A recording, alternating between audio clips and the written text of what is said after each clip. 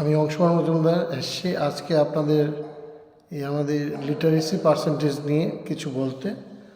Literacy দেখুন যে একদম ন্যূনতম শিক্ষা, এটা বলে নিজে সই করা এবং অল্প স্বল্প পড়ে নেওয়া এবং লেখা, সেটাকেই লিটারেসি বলে। সো আমাদের এখন লিটারেসি পার্সেন্টেজ 1947-এ যা দেখা গিয়েছিল, বেঙ্গলে ছিল 12 থেকে 14% অনলি আউট অফ 100। সো এবং এইদিকে আবার আসামে দেখা গিয়েছে 12%।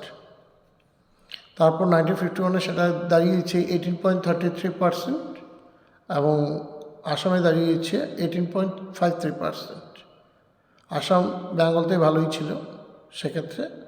এবং 2021-এর যেটা দেখা যাচ্ছে, 21 থেকে 24-ই ধরে নিই, কারণ 24-এ আমরা যা পেয়েছি অন বেস অন দ্য 21, তার কিছুটা বেড়েছে 24-এ। তা সেটা দেখা যাচ্ছে আসামে ওভারঅল হচ্ছে 87%, অনেক বেড়েছে, বেঙ্গল থেকে অনেক ভালো। তার মধ্যে দেখা যাচ্ছে হিন্দুদের লিটারেসি হচ্ছে 78%, whereas মুসলিম জনসংখ্যার সেটা লিটারেসি পার্সেন্টেজ হচ্ছে অনলি 62%। সেটা বেশ ডিফারেন্স একটা দাঁড়িয়েছে, সেটা সম্পর্কে আমি পরে বলছি। এবং 2024-এর সেই গণনা অনুসারে ওয়েস্ট বেঙ্গলে যেটা দেখাচ্ছে 82.6%, এবং তার মধ্যে হিন্দু জনসংখ্যা লিটারেসি পার্সেন্টেজ হচ্ছে 73% এবং মুসলিম জনসংখ্যা হচ্ছে 69%। সেখানে 4% একটা ডিফারেন্স আসছে। কথা হচ্ছে হয় জনসংখ্যা, আমার আগে এপিসোড আমি বলে দিয়েছি যে জনসংখ্যা, মুসলিম জনসংখ্যা দ্রুত গতিতে বেড়ে যাচ্ছে, মানে অনেক বেড়েছে। তা সেই অনুসারে কিন্তু শিক্ষা উন্নতি হচ্ছে না, শিক্ষাটা অবনতি হচ্ছে, সেটা কমে যাচ্ছে। এখন সেই ব্যাপারে দেখুন, আমি যেটা পেলাম 2011-এর সেন্সাস অনুসারে আসামে গ্র্যাজুয়েটের সংখ্যা হিন্দুদের ছিল 5% এবং মুসলিমদের অনলি 1.7%। সেই অনুসারে ওয়েস্ট বেঙ্গলে সেটা দেখা যাচ্ছে 2021-এর সেন্সাস 2011-এর সেন্সাস অনুসারে, যেটা হিন্দুদের হচ্ছে 8.3% আর মুসলমানদের হচ্ছে 4.4%। সেখানেও অনেক ডিফারেন্স। তা কথাটা আসছে এর জন্যই আমার জনসংখ্যা বৃদ্ধি পায় এবং সেই অনুসারে শিক্ষা যদি বৃদ্ধি না পায় তাহলে সেটা বাজেভাবে আমাদের দেশের উন্নতির ক্ষেত্রে একটা বাধা সৃষ্টি হয়। এখন আমরা দেখুন, আগে আমাদের পড়াশোনা হতো টুলের মাধ্যমে, সংস্কৃত বা সেটা আমাদের বন্ধ করে দেওয়া আছে, কারণ খুব তাড়াতাড়ি সহজভাবে যেন আমরা জ্ঞান অর্জন করতে পারি। এবং প্রাথমিক যদি এত কঠিন হয়ে যায়, সংস্কৃত খুবই কঠিন একটা সাবজেক্ট, যদি সেটাকে চর্চা করা হয় তাহলে ইজি হয়ে যাবে, কিন্তু সেটা সম্ভব না, সবাই সেটা বলতে পারবে, তার প্রোনাউন্সিয়েশন ইজ ভেরি টাফ। তো ঠিক সেভাবে মুসলমানদের ক্ষেত্রেও দেখা যাচ্ছে ওনাদের আরবিক, সেই অন্য দেশে একটা কি আরবিক ল্যাঙ্গুয়েজ যেটা বলে, মানে যেটা এসছে সেটাতে শিক্ষা হয়, কিন্তু সেটা কোনো দেশ সায়েন্স সম্পর্কে বা অন্যদিকে কালচারাল, ন্যাচারাল, এগুলো কোনো কিছুই সেখানে পাওয়া যায় না। এবং আমাদের সংস্কৃতে সেই রকম কোনো বই বের হয়নি যে সেখানে গিয়ে এগুলো পড়া যাবে, প্রাকৃতিক বা বিজ্ঞানসম্মত ব্যাপারে। তো সেটা সম্ভবই না, তাই অনেক আগেই এগুলো বন্ধ হয়ে গেছে। এবং আমরা একটা আমাদের মাতৃভাষায় সেটাকে করে, যেমন বাংলা বলুন বা SMS বলুন, সেটাতে কনভার্ট করে আমরা পড়াশোনা করেছি, অন্যদের ভাষাকে, অন্য রাইটারের বইকে আমরা কনভার্ট করে সেটাতে পড়েছি এবং আমরা শিক্ষা অর্জন করেছি। সেটা আমাদের জন্য অনেক ইজি হয়ে গিয়েছিল এবং খুব তাড়াতাড়ি আমরা অনেক কিছু শিখতে পেরেছি। সেই কথাই এখন এইগুলো যদি আমরা গোড়ামির মধ্যে থাকি এবং আমাদের সবাই তো আর গিয়ে মাদ্রাসায় পড়ে এই আলেম হবেন না, আর নবীন হবেন না, কারণ সেটা সম্ভব না। কারণ মেজরিটি আমাদেরকে রোজগার করে খেতে হবে, আর আমাদের অনেক কিছু জানতে হবে, সায়েন্টিস্ট হতে হবে, কি বলে ডক্টর, ইঞ্জিনিয়ার বা টিচার বা অনেক কিছু হওয়া যায় সেই আমাদের জেনারেল লাইনে পড়াশোনা করলে। তারপর আমরা সেই কথাই বোঝাতে চাইছি যে এখন একটা অভাব অনটন, এখন দেখুন তার উপরে আসছে সংখ্যার ব্যাপার।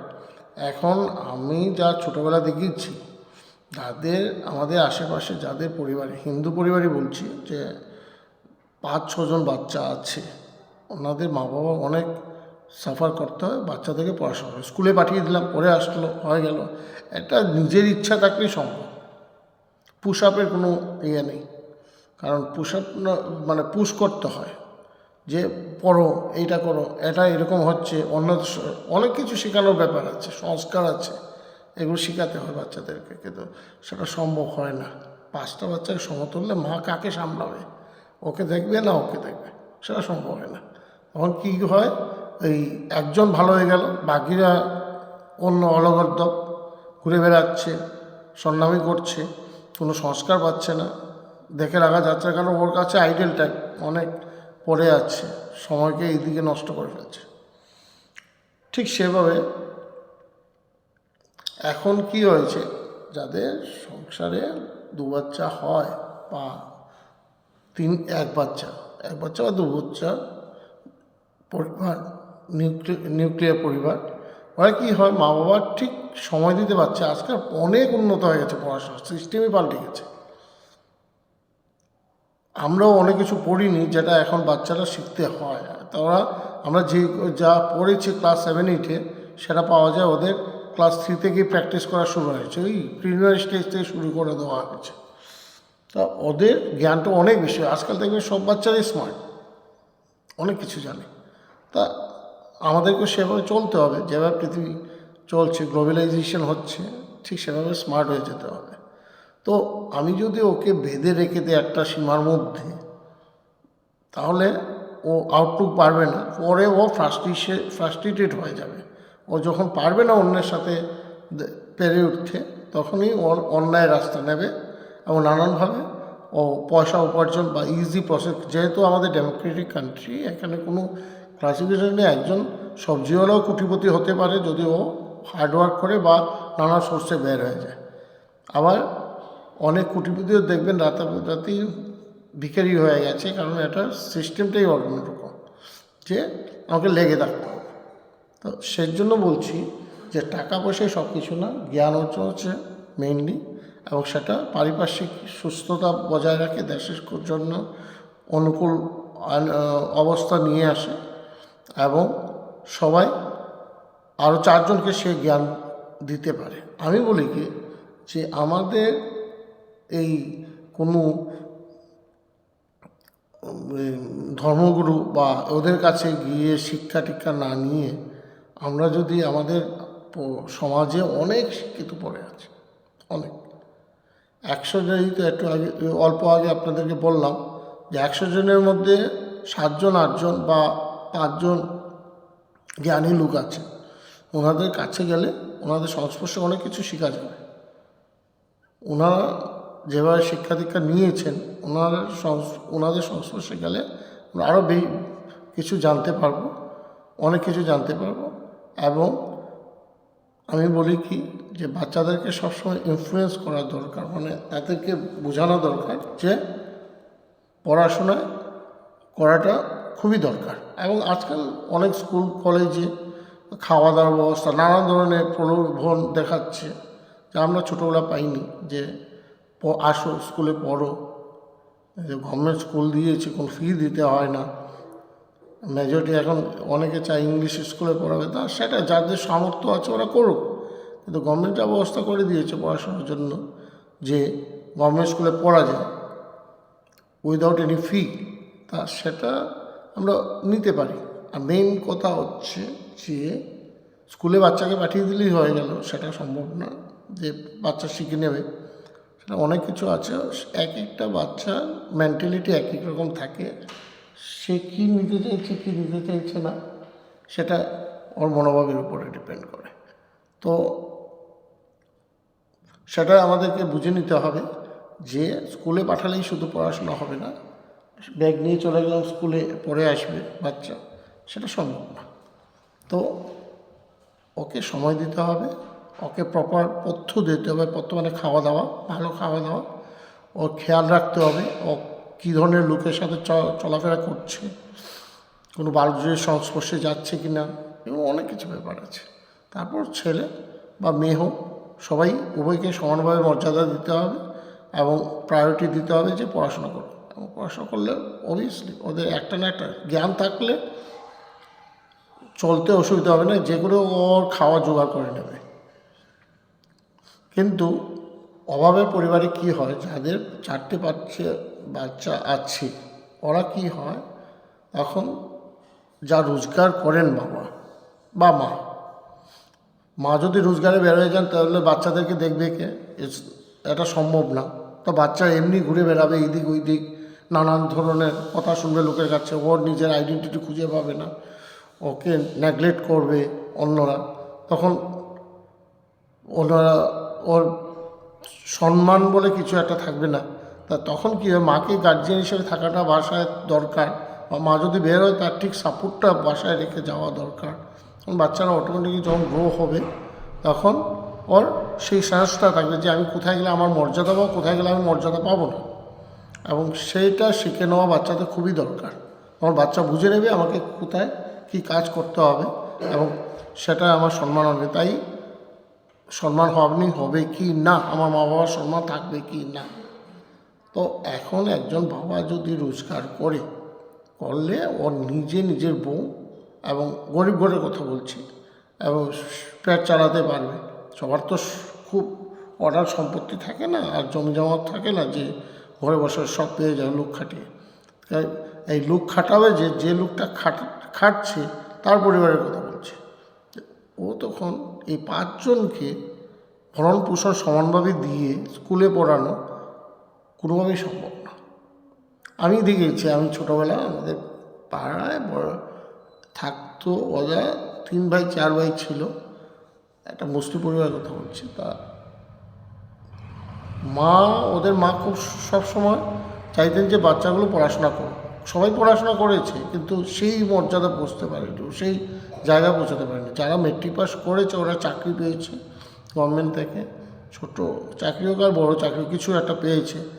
আর একজন বড় ছেলে ও কাজ করে, ডেইলি ওয়ার্ক, এটাকে কি বলবো, রুজিকা কাজ বলা যায় বা মজদুরি বলা যায়। তা ওর ছেলেকে উনি নিজেও সংসার চালানোর জন্য একটা ইংলিশ স্কুলে আয়ার কাজ করতেন। তো সব বাচ্চাদেরকে উনি দেখতেন, সব বাচ্চারা ওনাকে এখনও বাইরে থেকে ঘুরে আসলে ও কাপড় জামা নিয়ে আসে। কেউ ডক্টর, কেউ ইঞ্জিনিয়ার, বা কেউ বড় চাকরি করছে বাইরে, যখন ঘরে আসে এই আন্টির জন্য কিছু একটা নিয়ে আসে। তা উনি সেভাবে ওদেরকে পরিচয় করে। তারপর কী হলো, উনি ওনার ছেলের দিকে নাতিকে উনি সেই স্কুলেই অ্যাডমিশন করালেন। হ্যাঁ, আমি দেখবো সেটা করিয়ে জোর করে ওকে এখন মাস কমিউনিকেশন নিয়ে মেঘালয় ইউনিভার্সিটি থেকে, শিলং ইউনিভার্সিটি থেকে সে করেছে, গ্র্যাজুয়েশন কমপ্লিট, মাস্টার করছে। তো কত আনন্দের ব্যাপার। হ্যাঁ, মা ওই মানে ওর ঠাম্মি ওকে এবার সাপোর্ট করেছে, ওনার রোজগার দিয়ে ওকে করিয়েছেন। তারপর ছেলেও দেখলো যে বাহ, এটা তো অনেক ভালো, ও সম্মান পাচ্ছে, সবার কাছে ছেলের নামে পরিচিত, ছেলে এই করছে সেই করছে। ও নিজে যাই কাজ করুক, কাজ কারো কাছে ছোটো বড়ো নেই, কিন্তু শিক্ষা তো দিয়ে দিয়েছে। ঠিক সেভাবে ওরটা ফলো করলো ওর ছোটো ভাই, ঠিক সেভাবে আশেপাশের লোকরাও ফলো করলো, সবারই 1 বাচ্চা 2 বাচ্চা, বা সুন্দর, আমাদের সমাজটা খুব সুন্দরভাবেই চলছে আর সবাই খুশি, সেখানে কোনো ভেদাভেদের দরকার নেই। আর এই মিথ্যে এসে কেউ উঁচু নিচু অন্য ধর্মকে গালিগালাজ করা আর বড় হট্টগোল করা সবাইকে ডেকে, এগুলো অশিক্ষিত লোককে চালানো যায়, শিক্ষিত লোককে পারবে না। শিক্ষিত লোকরা সবাই বুঝে কোনটা সত্যি কোনটা মিথ্যে আর কোথায় গেলে আমার কী হবে। অবহেলা করা, কাউকে আর কেউকে ঘৃণা করা, এগুলো দরকার পড়ে না। তাই বলে আমি আমাদেরকে সবাইকে শিক্ষা নিতে হবে। সংসার সম্পর্কে চিন্তা করুন। কম জনসংখ্যা হলে একটা পরিবারে, নিউক্লিয়ার ফ্যামিলি হলে, তা এখানে আমার আরেকটা এক্সাম্পল বলছি। আমাদের গলির মুখে সবজির দোকান নিয়ে বসে ছেলেটাকে বললাম যে না, আমি এখানে এসে গেছি, ও গ্রাম থেকে চলে এসছে, কারণ বাচ্চাকে শিক্ষা দিতে হবে। ও দুটো বাচ্চাকে ইংলিশ মিডিয়ামে পড়াচ্ছে, যে ও চায় যে আমি যে কাজ করছি সেটা যেন আমার বাচ্চা না করে। সুন্দর, নাইস। সবাই ওর কাছে সবজি কিনে, ওরা দুই ভাই আছে এখানে, সুন্দর করে ওরা চালিয়ে যাচ্ছে। তা কী হয়, যখন আপনার খরচটা কম হয় এবং আয়টা বেশি হয়, তাহলে আপনি সঞ্চয় করতে পারবেন, আপনার সংসারে অশান্তির সৃষ্টি হবে না। যখন আপনার রোজগার কম হয় এবং খরচ বেশি, তখন সংসারে অশান্তির সৃষ্টি হয় এবং নানান ধরনের খারাপ ল্যাঙ্গুয়েজ হয়। স্ত্রী, হাজব্যান্ড এবং মিসেসের মধ্যে নানান ধরনের ঝগড়াঝাটির সৃষ্টি হয়। বাচ্চাদের উপরে রাগ যখন কোনো কিছু অপারগ হয়, বাচ্চাদের উপরে রাগ মেটায় বাবা, তো নানান ধরনের ঝগড়াঝাটি হয়ে থাকে এবং সেটা ভালো সংস্কার হয় না। বাচ্চারা সেটা ভালো কিছু শিখতে পারে না। তাতে কি হয়, এই বাচ্চা কাচ্চারাও নষ্ট হয়ে যায়। এই আমার ঘরে এরকম। আর ও যে সংস্কার, একটা বাচ্চাকে, অবুঝ বাচ্চাকে যা আপনি শিখাবেন সে তাই শিখবে, যা দেখবে সে তাই শিখবে।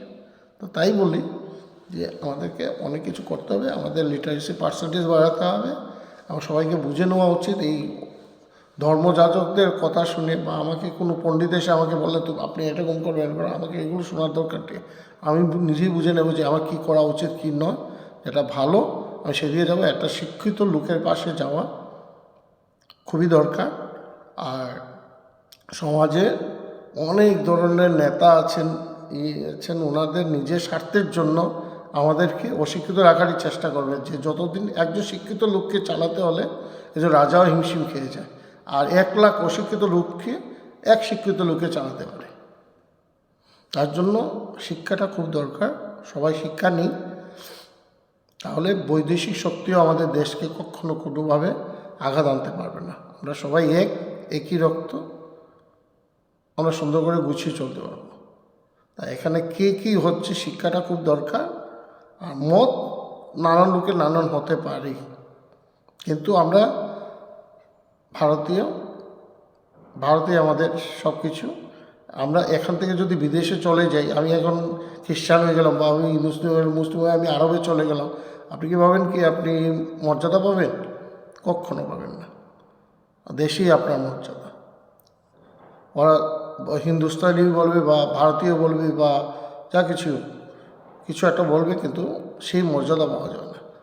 আর আমি বাইরে চলে গেলাম, লন্ডনে গিয়ে থাকলাম, আমাকে সেখানকার মর্যাদা না। যার শিক্ষা আছে তাকেই মর্যাদা দেবে এবং তাকে ডেকে নিয়ে যাবে, কিনে নিয়ে যাবে, যে ওর দেশটাকে চালানোর জন্য। এমন হচ্ছে এখন, ভারতের নাম দিকে দিকে বের হয়ে যাচ্ছে শুধু শিক্ষার জন্য। আমরাও সেটাতে সহযোগিতা করব, সবাই মিলে পড়ি, সবাই মিলে জানি এবং শিক্ষাটাকেই প্রাধান্য হিসেবে ধরি। আর বাকি সব কিছুকে অন্যদিকে সরিয়ে রাখি। নিজেকে সুন্দর করে, সুন্দর ড্রেস আপ করে চলাফেরাটাই আমি মনে করি আমাদের দরকার। আর যা দেখে আমাদের ছোটরা শিখবে এবং জানবে এবং বুঝবে, তাহলেই আমাদের কালচারটা আরও উন্নত হয়ে যাবে, আগের মতো ঠিক শক্ত হয়ে যাবে। নমস্কার, জয় হিন্দ, জয় ভারত।